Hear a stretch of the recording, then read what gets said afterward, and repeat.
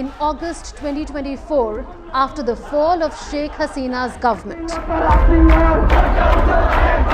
8 months later, the nightmare of the Hindu minority community continues in Bangladesh. Hello and welcome to Connecting the Dots. I'm Unman Bhattacharya. Let's connect the dots of the continued targeting of minorities, particularly Hindus, in Bangladesh. Just days ago, 58-year-old Bhabesh Chandra Roy, a prominent leader of the Hindu community, was abducted and murdered in the Dinajpur area of Bangladesh near the border with India. Bhabesh's family alleges Roy received a phone call and 30 minutes later he was abducted from his home by 4 men on motorbikes. Eyewitnesses say he was taken to a nearby village where he was brutally assaulted. Later in the evening, he was brought back home in a van and then rushed to a nearby hospital. Doctors declared him dead on arrival. His inconsolable wife, Shantana Roy, blames local radical Islamists for killing her husband.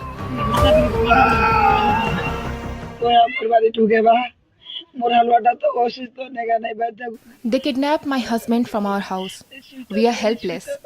They hold powerful position in this area. I have no one to help me.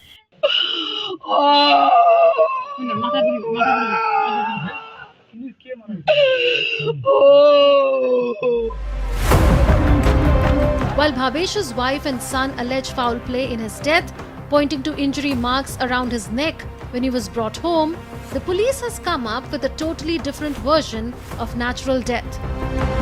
Dhaka-based newspaper The Daily Star reported the story of Bhabesh's abduction and murder, but quickly retracted it.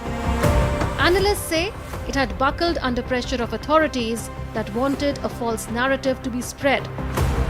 So who was Bhabesh Chandra Roy? He was a well-respected leader of the local Hindu community in Dinajpur.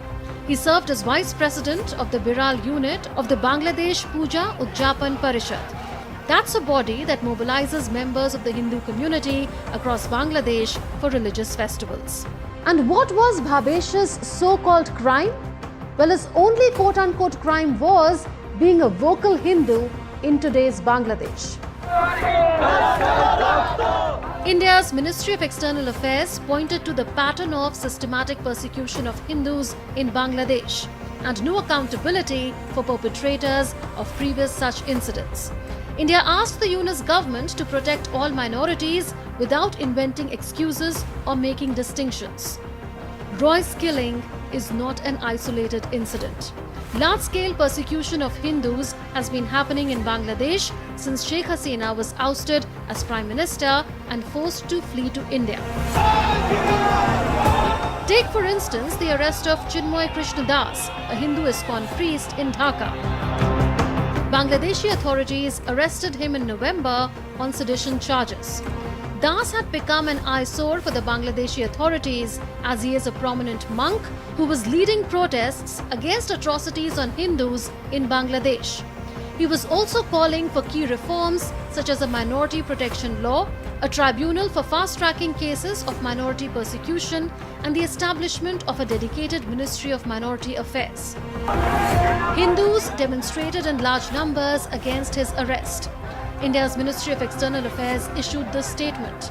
It is unfortunate that while the perpetrators of attacks on minorities remain at large, charges should be pressed against a religious leader presenting legitimate demands through peaceful gatherings. India also flagged attacks on minorities protesting peacefully against Das's arrest. Das's lawyer says he has been getting death threats.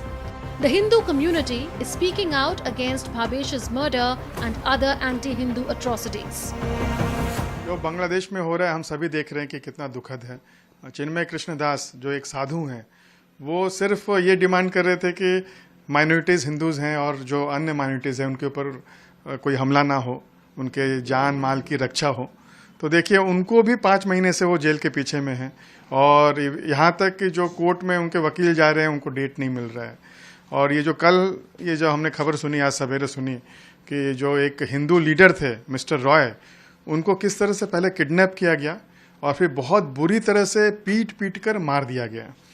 तो ये जो leadership जो है, Hindu leadership है या जो minorities का जो लोगों को नेतृत्व दे रहे हैं, उनके जब लीडर को ही इस तरह से किसी को कैद में रख दिया जा रहा है, किसी की हत्या कर दी जा रही है, ये जानबूझ के कर रहे हैं उनको टारगेट कि वो जो बाकी माइनॉरिटीज़ हैं वो एकदम डर जाएं और वो जो भी चाहते हैं उसके सामने वो लोग अपने आप को सबमिट कर दें. It's a fact that Bangladesh has a long history of persecution of Hindus, and now space for Hindus is only shrinking further there as democracy declines. The oppression of Hindus in Bangladesh has been a constant feature in its history, both when it was still East Pakistan and since its independence. From 1971 to 2024, an estimated 10,000 Hindus were killed or grievously injured by Hindu-phobic Muslims. As a result of persecution by radical Islamists, the population of Hindus in Bangladesh has fallen from 22% in 1951 to less than 8% at present. For decades, the Hindus largely backed Sheikh Hasina's Awami League party due to its perceived secular image in contrast to the opposition bloc. Now things have gotten worse again under the watch of Muhammad Yunus. India's Ministry of External Affairs told Parliament that over 2,400 minority-related incidents were reported from August 2024 to March 2025. In fact, after Sheikh Hasina's ouster, Muslim mobs specifically targeted Hindus, their homes, properties and places of worship. Many Hindus were forced to resign from their jobs. Instances of rapes of Hindu women have come to light. Even those Hindus who were members of the opposition Bangladesh Nationalist Party or BNP were not spared. And not only Hindus, even Buddhists and Christians as well as their places of worship were targeted. But Muhammad Yunus continues to downplay reports of rising attacks on minorities in his country. He claims most of them are completely exaggerated and baseless propaganda. But a United Nations report exposes Yunus by detailing incidents of targeted mob attacks and arson on Hindus. Amnesty International has called for immediate action to protect Hindus and other minority communities in Bangladesh. So what is India doing about it? India has dismissed the empty rhetoric of Muhammad Yunus. It is asking his government to fix accountability for atrocities against minorities.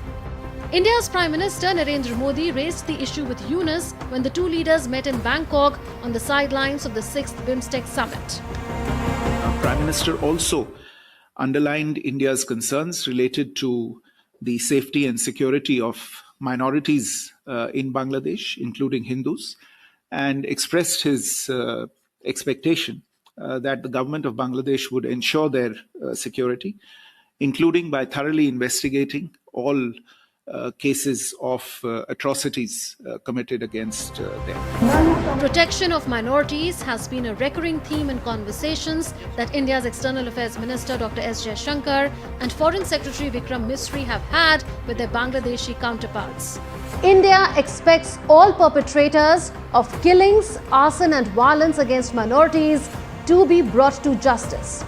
But there is little hope for justice as the role of the Yunus government itself is suspect. What explains provocative anti-India rhetoric by Islamic preachers and senior figures of organizations like the Jamaat-e-Islami that are closely aligned with the Yunus government?